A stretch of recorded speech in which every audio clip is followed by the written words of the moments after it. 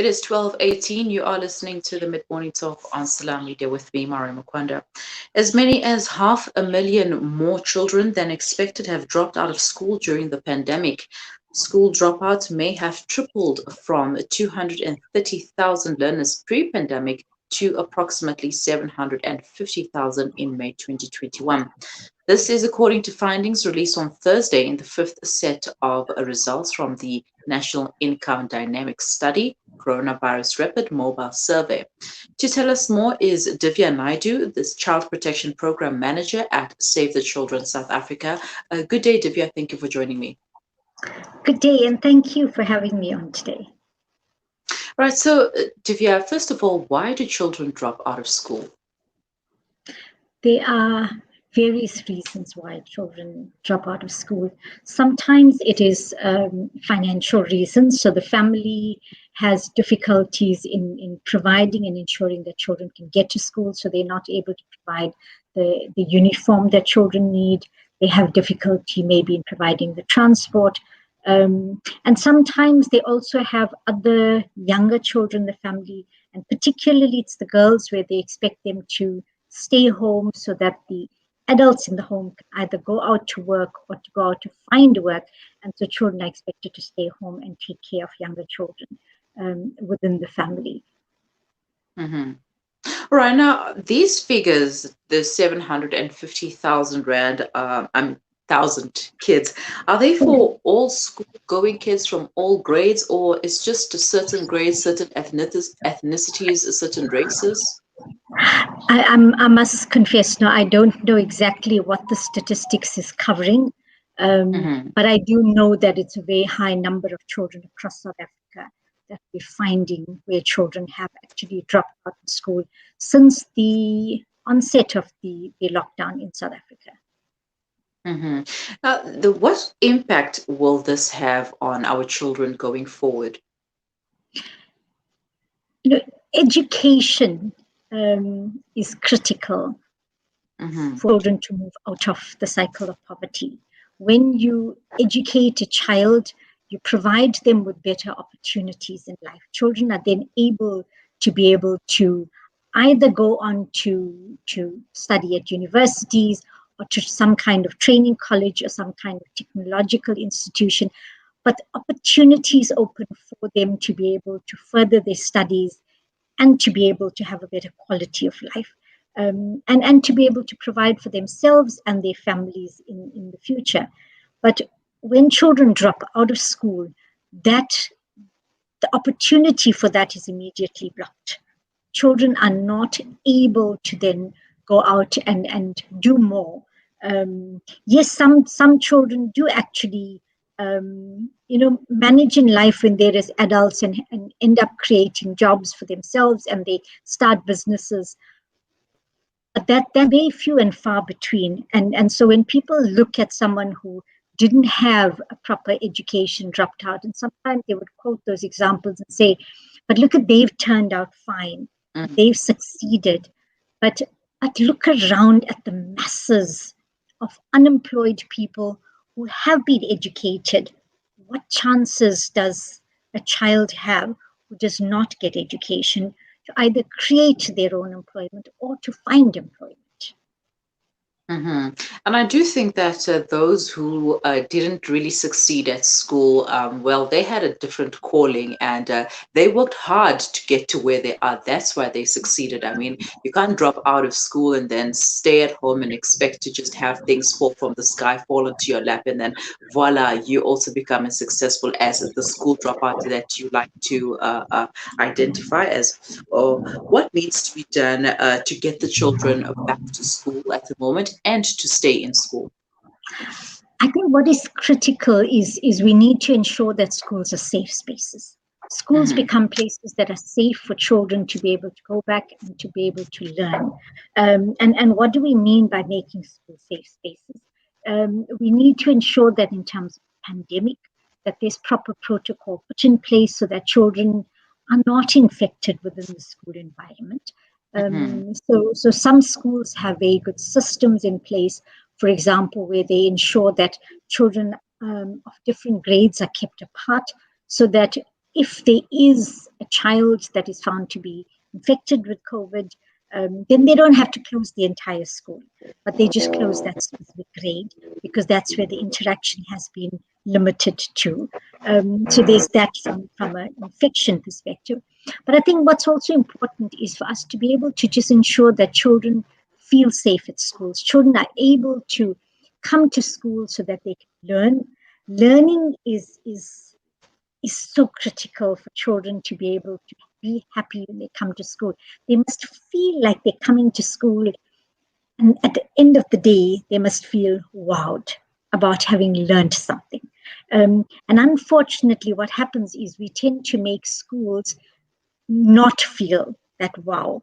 It becomes children then sometimes almost feel like they're being punished when they have to go to school. But what's happened is during this lockdown, children have really started to see the value, and children themselves are calling for the fact that they want to go back to school. And so it is important for key role players, parents. Parents need to make sure that they provide what children need to be able to get back to school in the home as well as within schools. The educators and school management needs to make sure that the school is safe. Government needs to make sure that children have books that they need, that they come into schools on that it stay on time, that there are enough teachers who are well trained to be able to teach the lessons. That those very teachers must feel happy and fulfilled in their jobs, so that their focus is on teaching. And being able to inspire children because they feel happy and inspired and not feel frustrated about what they're doing. So it's a collective across the spectrum that we need to look at.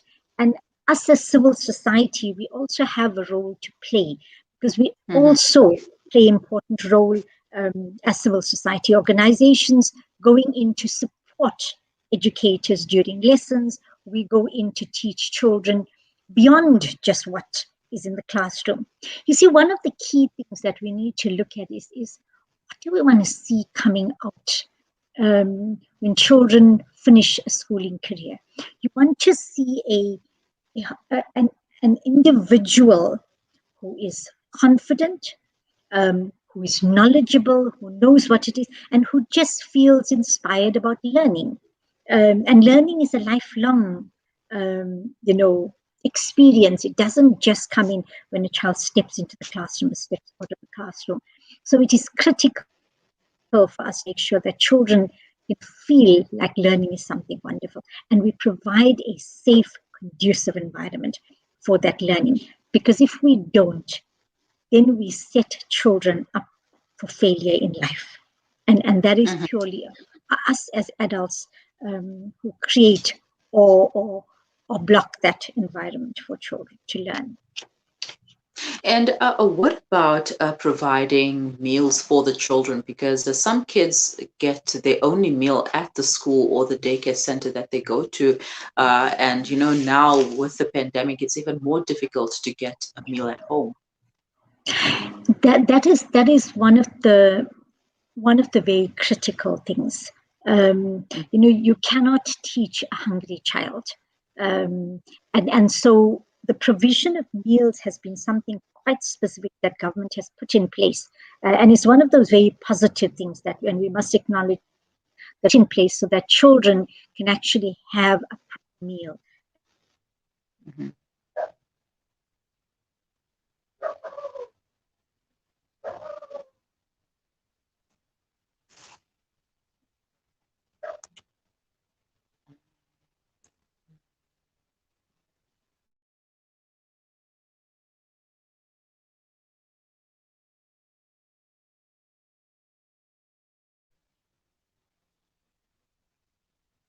I think my network is acting up again. Right, so I'm chatting to Divya Naidoo from Save the Children South Africa. She's the Child Protection Programs Manager. And if you have any comments, you can send them to us or leave them in the comment section below. We are talking about the alarming number of kids that have dropped out of school, 750,000 is a lot of kids at the moment. I mean, it's not nice to see kids roaming the streets and not doing anything, just basically throwing their lives away. And something definitely needs to be done about this. And Divya, if children don't get back to school, what lasting impact will this have on our society? I think we would have a very large, in the future, we would have an extremely large society of uneducated people who don't have, and I think when we look at historically struggles that have happened with people who were not provided with an education, for whatever reasons beyond their control. And we do not want to have a society that continues to have people who do not have education, because in that case, we continue to have a society um, of adults who live in poverty because they are not able to take themselves out of that poverty and move beyond their current circumstances. Education has been, as Madiba said, is the weapon to break the cycle of poverty. And so if we truly want to change that, and we want to change the trajectory of our society, look at countries where they have a very low unemployment rate. And that is because those are societies that have created and consciously educated young people and their children, so that when they grew up as adults, they either were able to get jobs or to create jobs for themselves. And that would be the long-term impact on our society. hmm And earlier on, you spoke about civil society and what civil society can do. But what about society in general? I mean, the rest of us, what can we do to ensure that kids do go to school? I remember back in the days, our parents used to shout at us, when they saw us outside of the school and or we were not going to school, everybody would be involved and they would shout us, they would drag us back into school and ensure that we are at school. And our schools used to provide materials for us. Everything was free back then, and now times have changed, and parents have to buy books, parents have to buy learning materials and everything, unlike before. And we also have the situation whereby we don't care if someone's child is not in school because that's not our problem. So, what can we do in a society, as society in general? I think, like everything else, we have to move away from having the attitude of it's not my business.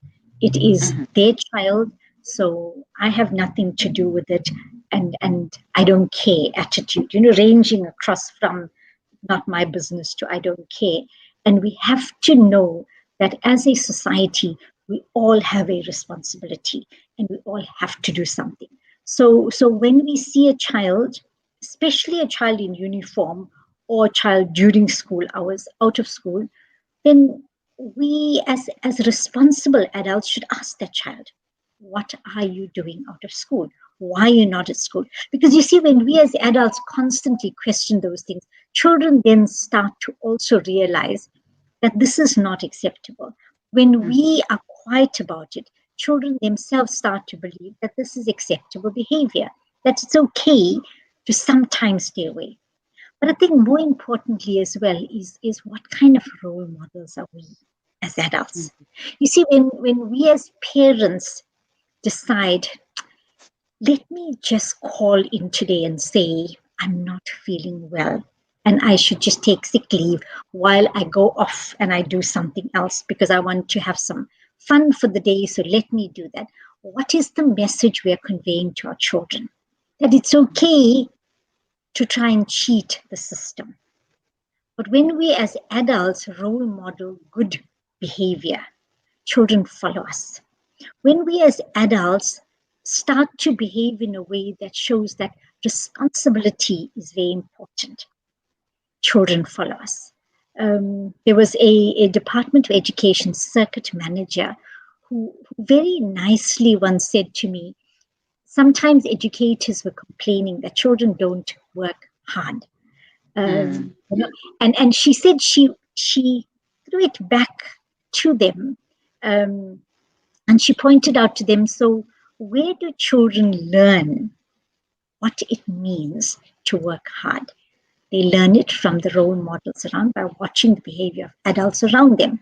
So if a child comes in from a family where nobody goes out to look for a job and you just wait for things to be given to you, when a child comes to school and they don't see educators as being people who really take and are passionate about what they're doing and enjoy their jobs, where do children learn? So what are the role models we are providing for children by our own behavior? So if we really want to be able to see children, differently in the future, then we have to show them how we are and what kind of people they should be by being those responsible role models ourselves.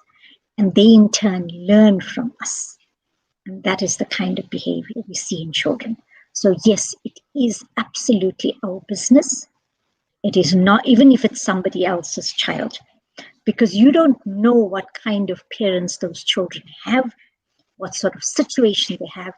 And us as adults, even from the outside, may become those positive role models that they do not have in their immediate life on an everyday basis. So we need to inspire, guide, and support all children if we want to see a positive change in our country. Mm-hmm. Wow, Divya, very beautifully put, especially that question of what kind of role models are we. So it starts first with us. And if we do not know the type of role models, perhaps we need to sit down and do some self introspection. But thank you so much for your time, Divya, and have a wonderful day. Thank you, Mariam. Divya Naidoo, the Child Protection Program Manager at Save the Children South Africa, taking us through these alarming statistics that have been released in May. 750,000 children dropped out of school, and these findings are according to, well, they were released on Thursday in the fifth set of results from the National Income Dynamics Study Coronavirus Rapid Mobile Survey. And we have a long way to go. And if we want to raise responsible adults, kids who want to go to school, kids who want to learn and get an education and become successful adults, successful individuals, then we have to be those role models. We don't want to have kids that are looting. As we've seen, kids are looting with their parents, kids are protesting with their parents. They should be learning, they should be reading, they should be doing something educational instead of being out there at looting. So we have to break that cycle. It is 12:35. You are listening to the Mid Morning Talk on Salam Media. We will be right back.